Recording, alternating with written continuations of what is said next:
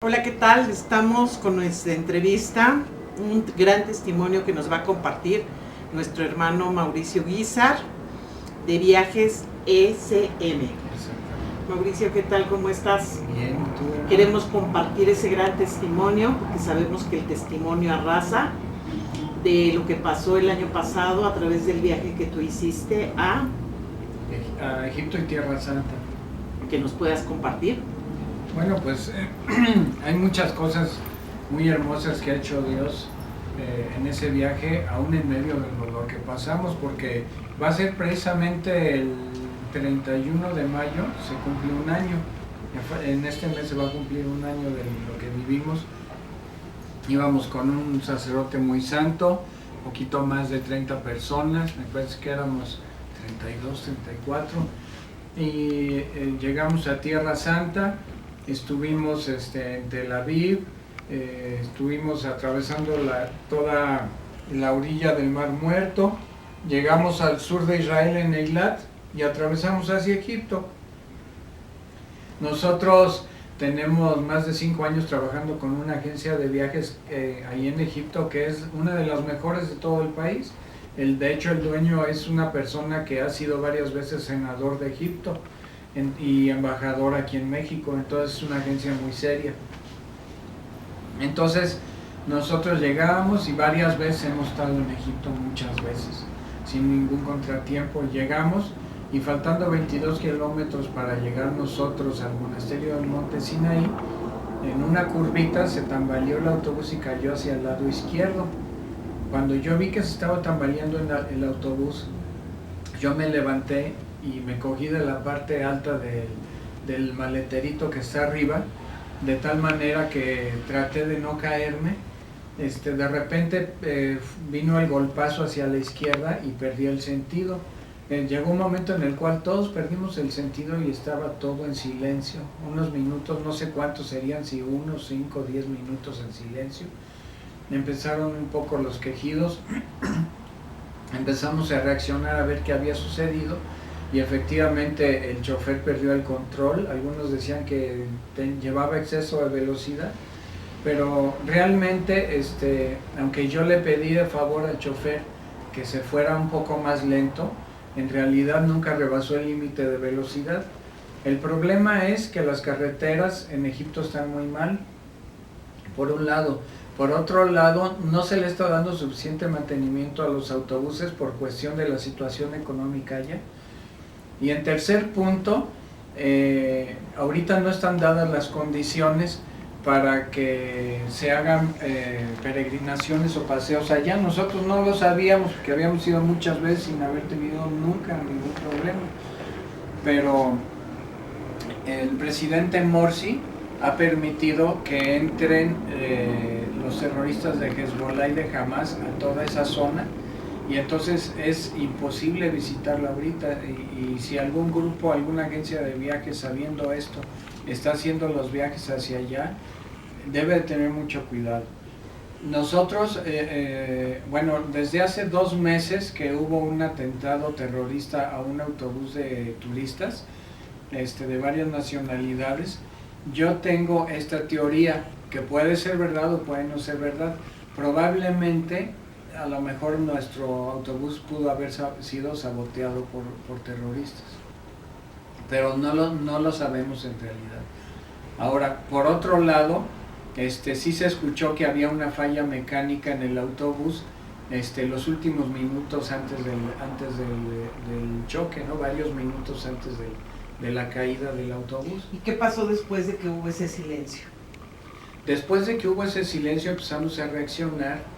Y yo pensaba, bueno, yo creo que sí, aunque hayamos tenido un accidente, creo que no ha de haber pasado a mayores y vamos a poder continuar el viaje. Pero sí había varias personas heridas, sobre todo una de ellas que tuvo problemas, golpes en la espalda, en uno de los brazos.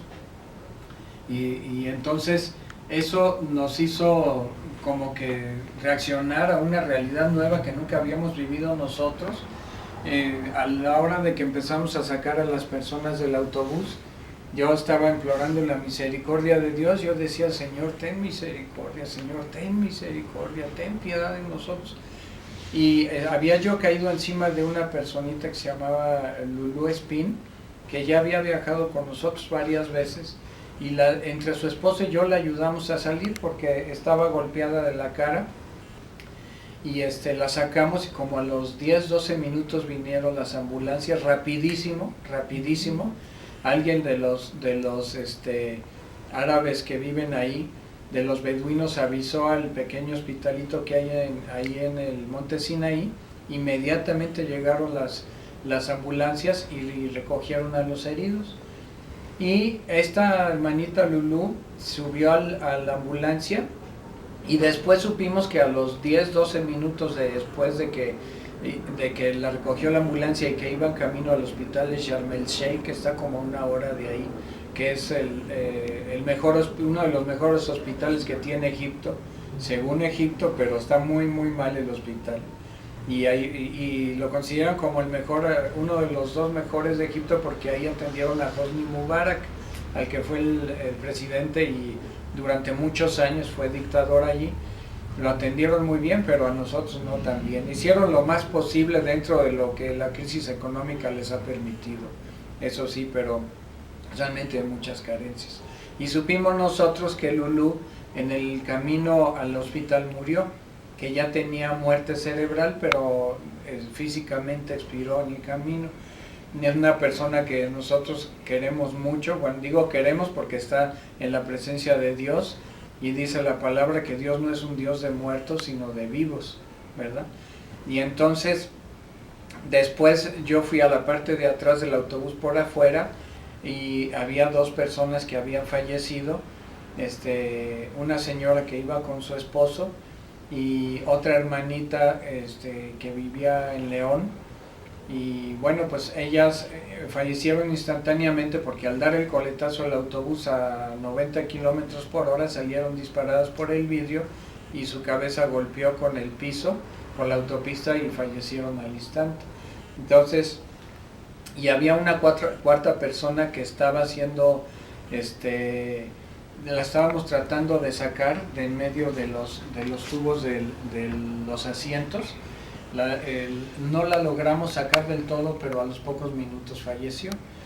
Entonces eran 4 personas que murieron. Gracias a Dios ninguno de los heridos quedó con lesiones permanentes, ni con invalidez, ni nada. Y eso es una cosa que le damos gracias a Dios. En medio del dolor de haber perdido 4 personas, le dimos gracias al Señor de que no pasó a mayores para los demás, aunque sí hubo 1 o 2 personas con heridas difíciles, bastante difíciles. Entonces el padre venía... ¿Con qué padre viajabas? El padre Gerardo, no, quisiera comentar el apellido, pero porque voy a comentar cosas de tipo espiritual muy importantes. Entonces, él es de la Arquidiócesis de México. Entonces, es un hombre de mucha oración, y él se quejaba que no sentía su brazo izquierdo. De hecho, lo tenía fracturado en 6 partes.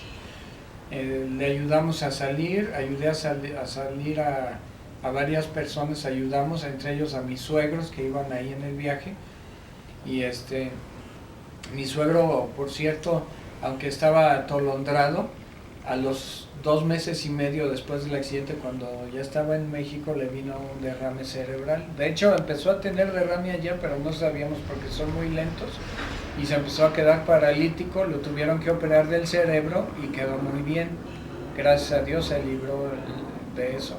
Lo que yo sí puedo decirles es que el padre nada más había visto que había muerto, que había fallecido una persona, pero de las otras 3, Lulú y las otras 2 que habían fallecido en la parte de atrás del autobús, él no sabía que habían fallecido.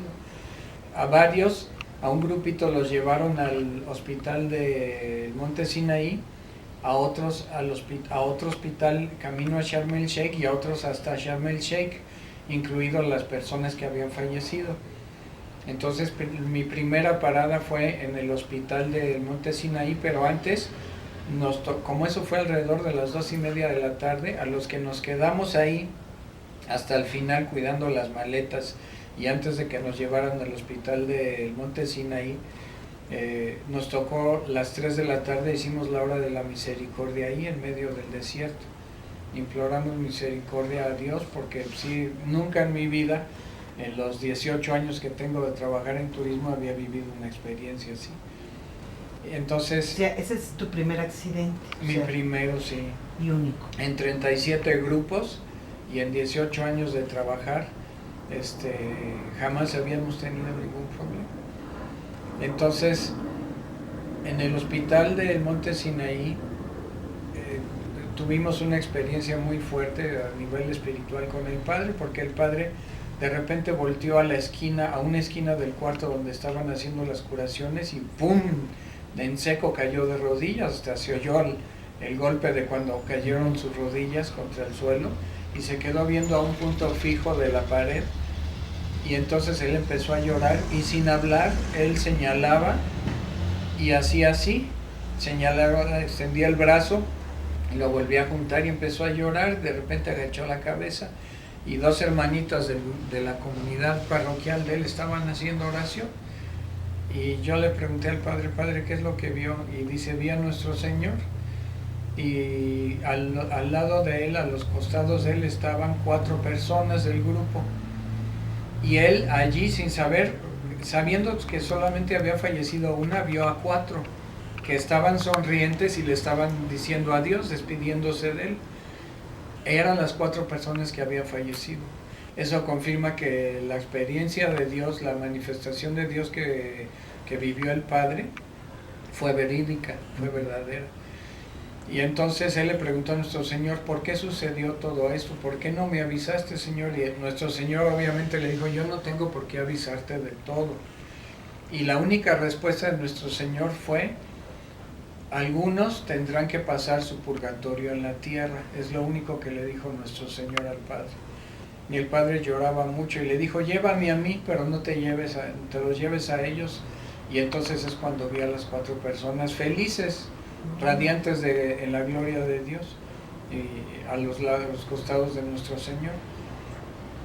Él volteó y le dijo a una de las hermanitas que viajaba con su hermana que había fallecido, le dijo, Anaí, creo que tu hermana ya está con el Señor. Y ella, feliz, no lloró, con una fe enorme, le dio gracias a Dios de saber que ella estaba en la gloria de Dios. Bueno, el haber muerto en el Monte Sinaí, no toda la gente también tiene esa oportunidad, digo, es una gracia también, que podría ser también un regalo de Dios.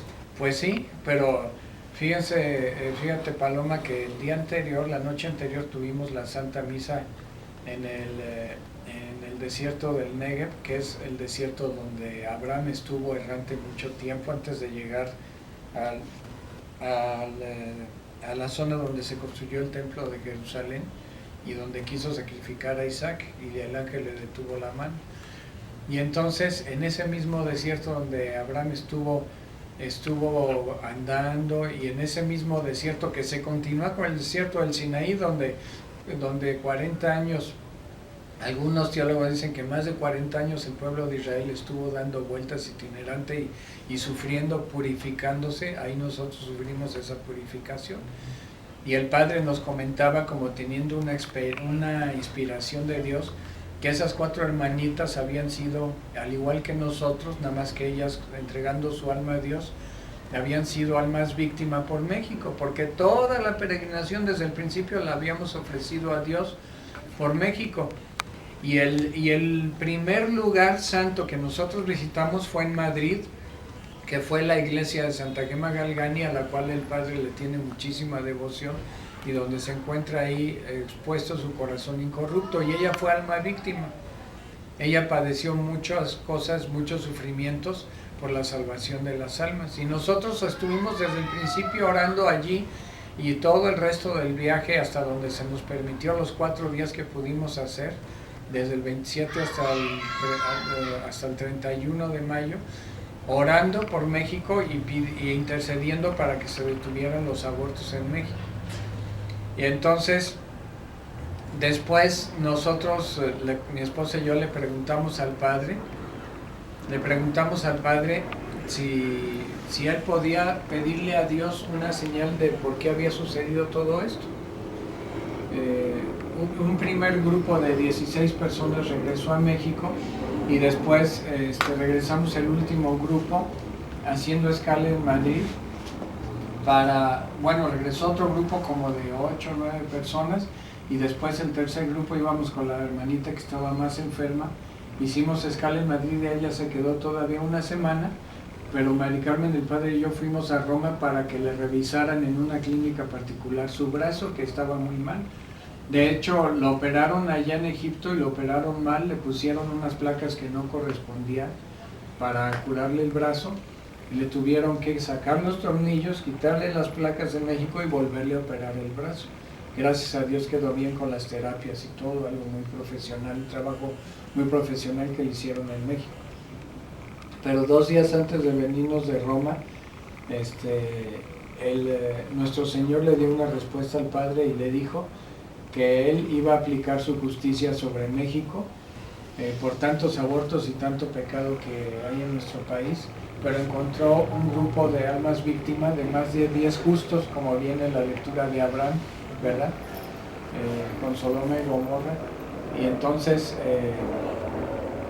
encontró un grupo de más de 10 justos sobre los cuales aplicó su justicia y tomó nuestro sacrificio para interceder por nuestra patria.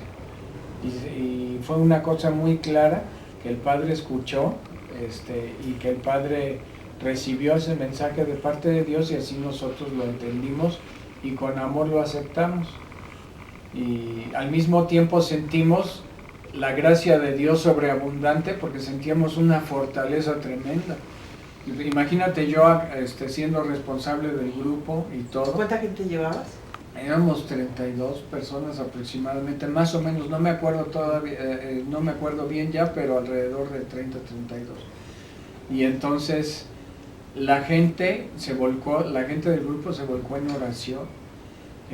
Estuvimos, orábamos mucho y precisamente al tercer día o cuarto día del accidente, cuando el Padre pudo por fin celebrar la primera misa allá en el territorio egipcio, la primera lectura de la misa era la de Abraham y los 10 justos, que nos confirmó el mensaje que después el Padre recibió en Roma. Pero, y me acuerdo que el resto de la misa fue puro llorar, todo el grupo estábamos muy conmovidos y los hermanos le decían: Señor, si tú nos pides este sacrificio, lo ofrecemos con amor, con mucho gozo, pero hay que tomar en cuenta que varios venían con fracturas, con fisuras en los huesos, algunos con la cara destrozada, 3 o 4 personas que les tuvieron que coser la cara para que quedara bien. Una de esas hermanitas, yo la veía que estaba cosida su cara de tal modo que iba a quedar con cicatrices terribles, y no, ahora la ves y en un 90% le han desaparecido las cicatrices. Es una gracia de Dios muy grande. No cualquier gente hubiera aguantado pruebas como esa con una paz, con una tranquilidad y con una fortaleza y fe. Las curaciones eran como de caballo, porque también al salir de las operaciones se les habían acabado la morfina y los los paliativos para los dolores. Tenían que ir del hospital cada rato a las farmacias en Sharm el Sheikh a buscar morfina y a buscar drogas para poder paliar los dolores de los recién operados. O sea, fue una cosa muy dura. Pero yo entiendo lo siguiente con respecto a esta experiencia, que si Dios permite que la carga de todo un país recaiga en pocas personas, en poquitas personas, así como ha pasado con otras almas víctimas o enfermos que a lo mejor ni conocemos y están sufriendo en México, o gentes como Ángel, que ya conocemos el caso de esta persona que está posesa por causa de la salvación de México. Yo creo que eso quiere decir que las personas que somos conscientes y que estamos dentro de la Iglesia Católica, comprometidos o que nos llamamos comprometidos, no estamos comprometidos con el Señor lo suficiente, sobre todo en la oración de intercesión y reparación. Si se hiciera una campaña perenne, una campaña ininterrumpida, donde se involucrara mucha más gente para hacer oración de intercesión y reparación de un modo más intenso, no serían necesarios ese tipo de sufrimientos para unos cuantos. Y yo no le reclamo nada a Dios. Lo que podemos solicitar o apremiar a todos los hermanos aquí en México es que seamos almas de verdad orantes, almas intercesoras, y que juntemos, como lo dice la Virgen en la llama de amor ahí en Budapest, que juntemos la intercesión con el sacrificio, porque la Santísima Virgen dice que la intercesión por sí sola, la oración de intercesión por sí sola, no da suficientes frutos si no está unida al sacrificio. Y puede ser el sacrificio de ser pacientes con los que nos rodean en nuestro hogar, en nuestro trabajo, en nuestros grupos de oración o grupos de parroquia, que a veces no es fácil hacer comunidad, no es fácil vivir en familia. Podemos ofrecer sacrificios de mucho tipo, de muchos tipos y de muchos niveles a Dios, pero siempre unidos a una oración de intercesión constante. Ustedes aparecieron aquí en las noticias, todo el mundo vimos las noticias de este accidente y bueno, de lo que pasó con estas personas que murieron, que fallecieron. Quizá no sé si estuvo mal manejada la información.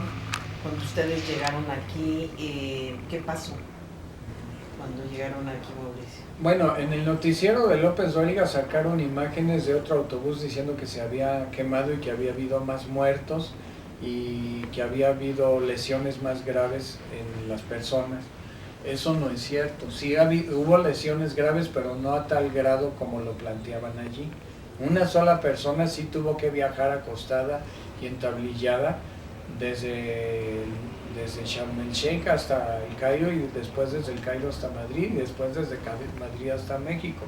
Eso sí, pero nunca fueron las cosas a tal grado de trágicas como lo manifestaron allá, que había muerto 30 personas, etcétera, no.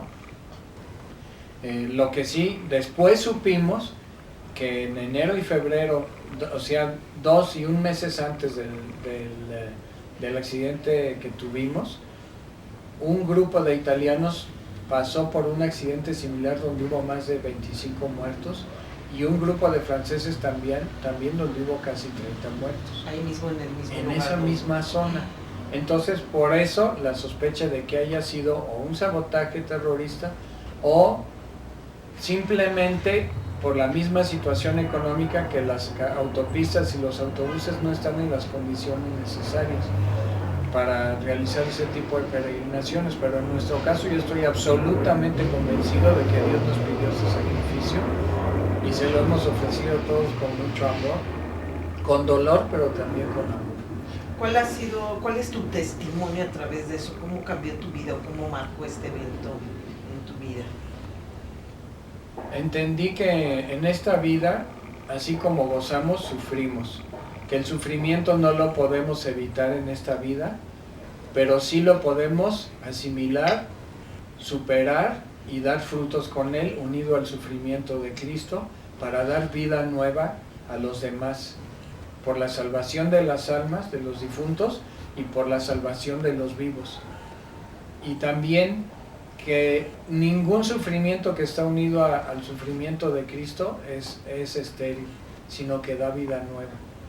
Y por eso es importante que todos nosotros mantengamos una unión vital con Jesús todo el tiempo, a cada instante, que hagamos, como dice el Padre Gerardo, de nuestro trabajo y de nuestra vida una oración continua, ofrecida a Dios por las manos de María, para la salvación de las almas y la salvación de nuestra patria, que sí se puede salvar nuestro país, sí se puede salvar.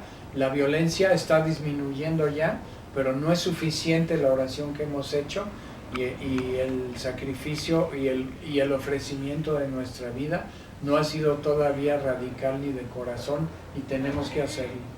Tenemos que ofrecerle a Dios nuestra vida como una ofrenda agradable a nuestro Señor, manteniéndonos puros, manteniéndonos santos y ofreciéndole a Dios todo en lo que vivimos y somos para la gloria de Dios y la salvación de nuestra patria, de las almas y de la Iglesia. Después de que regresaste, ¿no estuviste tentado a ya no seguir con estos viajes? Sí, de hecho yo ya había tomado la decisión de ya no seguir y le dije, Señor, creo que esta ha sido una señal de que tú no quieres que yo siga. Y yo si tú no quieres que siga, yo me dedicaré a lo que tú quieras, en tu providencia tú sabrás lo que haces con nuestra vida, con la de mi esposa y mía. Y llegando el Señor, yo pensaba que este era el fin del ministerio de evangelización de la agencia, y al contrario, es cuando este año que está a punto de cumplirse después del accidente, es cuando más trabajo hemos tenido. Gracias a Dios, porque Dios no se deja ganar en generosidad. Si nosotros le entregamos con generosidad a Dios lo que Él nos pide, después Él nos retribuye con generosidad a nivel material y a nivel espiritual, porque Dios no se deja ganar en generosidad. Y para mí es un honor servir a Dios en la agencia, que no es una agencia de viajes planeada como un negocio nada más, es un ministerio de servicio a los hermanos, y también es un medio mediante el cual Dios permite que mi familia y yo humanamente salgamos adelante, pero principalmente es un ministerio que está consagrado a Jesús y a la Virgen, y Dios sabe hasta cuándo va a seguir trabajando, hasta que Dios lo quiere y lo permite. Y pues para mí es un privilegio servir a Dios en la persona de los hermanos, y estoy muy contento de seguir chambeándole al Señor en esto. ¿Qué le podrías decir a la gente que oiga esta experiencia?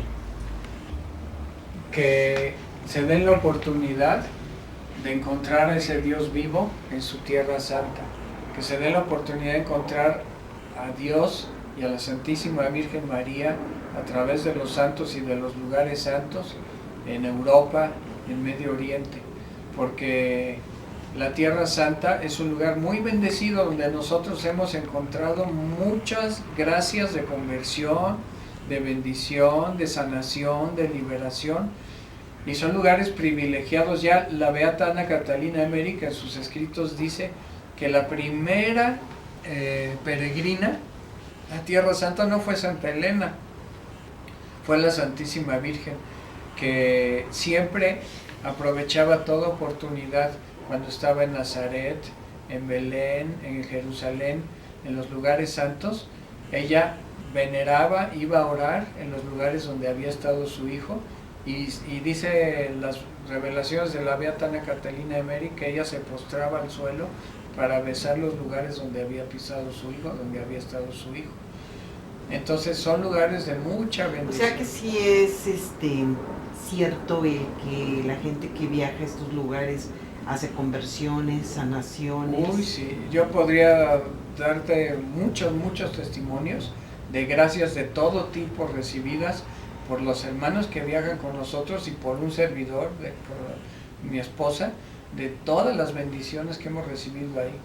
Porque, por ejemplo, incluso en esta peregrinación que fue marcada por la cruz, hubo conversiones radicales de personas que eran alcohólicas, y de una persona que estaba metida en la masonería y renunció a la masonería a través de esta experiencia de cruz, y se convirtió a Dios y regresó a la Iglesia Católica después de más de 30 años. O sea, cosas bellísimas que no tengo palabras para agradecerle a Dios. La persona que tomaba también. También. Entonces, de verdad, Dios es muy generoso y es muy bueno con sus hijos. Y como le dijo el Señor a Santa Faustina, que cuando Dios permite que las personas buenas o no tan buenas pasemos por la cruz, es para que obtengamos beneficios aún mayores que si no hubiéramos pasado por la cruz, nosotros y los que nos rodean. Entonces, la cruz hay que agradecérsela a Dios, hay que corresponder a las gracias recibidas, sobre todo en los momentos de dolor, porque a todos nos gusta recibir gracias sin que nos cueste nada, ¿no? O recibir sanación y liberación en los momentos de paz, pero cuando nos llega la cruz cuesta mucho trabajo aceptarla, y ofrecerla con gozo a Dios. Pero ahí es donde nuestra fe madura y nuestra fe crece, y ahí es donde podemos dar el verdadero testimonio en medio de la cruz de ese Dios en el que decimos creer. Muy bien, Mauricio, pues gracias por habernos compartido. Ya en otro programa nos darás testimonios de otros lugares que también ustedes visitan a través de la agencia. Y bueno, pues también compartir las conversiones de la gente, invitarlos a que los testimonios pues convierten. Y este es nuestro programa, y más adelante los esperamos con otro nuevo viaje, otras nuevas experiencias. Gracias. Gloria a Dios.